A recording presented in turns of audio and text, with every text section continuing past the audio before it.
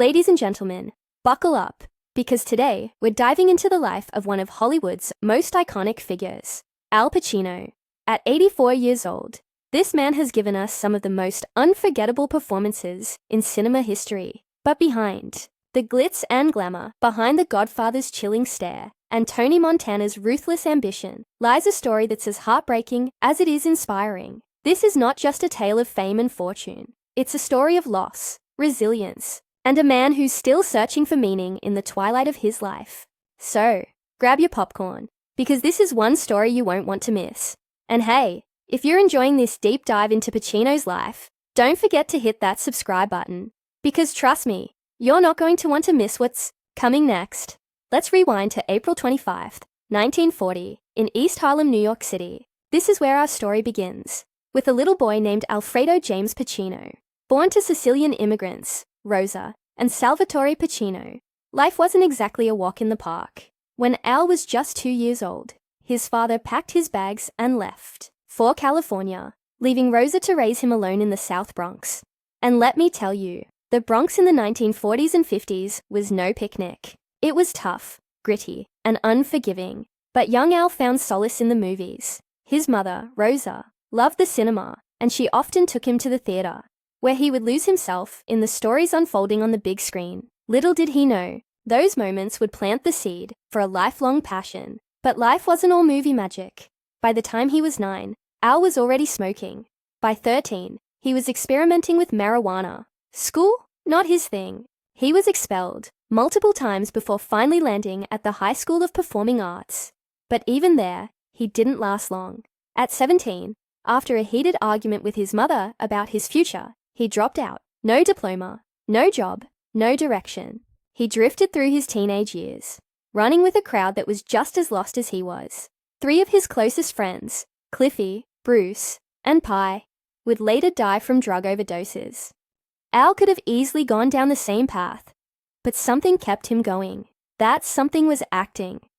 In 1962, when Al was just 22, his mother passed away at the age of 43. She had battled depression for years, and her death hit him like a ton of bricks.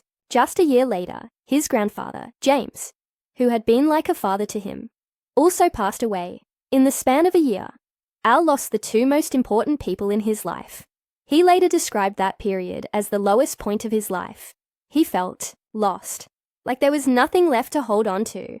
But instead of giving up, he threw himself into acting. He took any job he could find, janitor, busboy, messenger, just to pay for acting classes. He studied at HB Studio in Greenwich Village, where he met Charlie Lawton, an acting teacher who would become one of his closest mentors.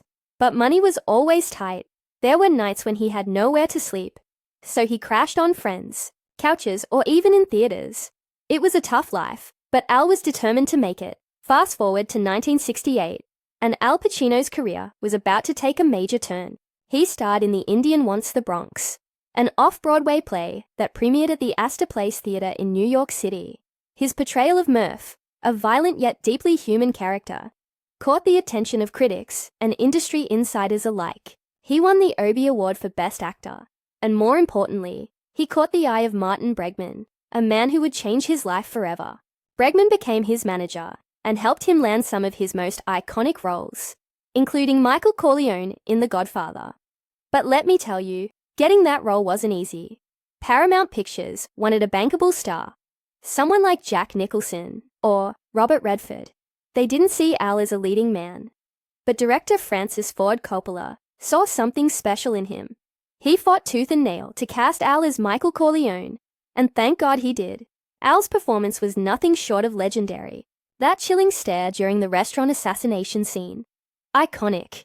The film grossed over $250 million, won Best Picture at the Oscars, and made Al Pacino a household name. With fame came fortune, but it also came with its fair share of challenges. In 2011, Al discovered that his longtime accountant, Kenneth Starr, had been running a Ponzi scheme.